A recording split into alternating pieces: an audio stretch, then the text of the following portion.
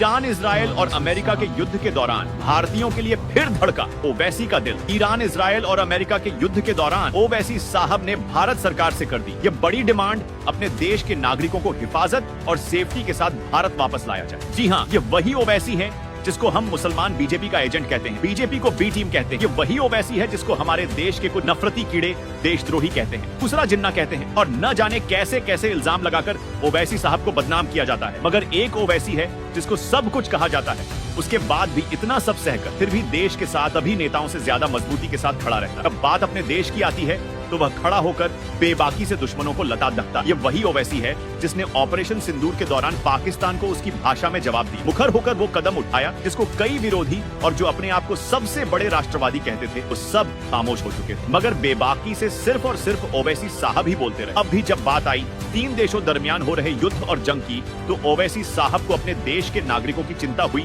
और होनी भी चाहिए। ओवैसी साहब ने पूरा आंकड़ा रख दिया कि 10,000 नागरिक इजराइल में रहते हैं, 50,000 भारतीय ईरान में है, उनको सकुशल भारत वापस लाया जाए। आइए देखते हैं ओवैसी साहब का वो वीडियो जिसमें भारतीय नागरिकों को अपने देश वापस लाने की बात कर रहे हैं। तो ये मुझे अब तक इसी पर यही कहना है।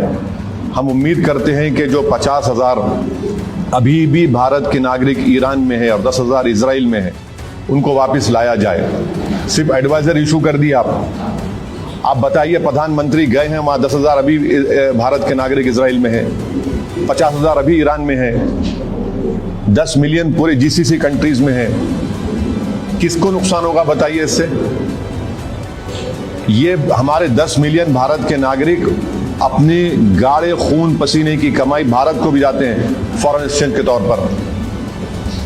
नेशनल इंटरेस्ट क्या सर्व हमारा बताइए प्रधानमंत्री के जाने के बाद?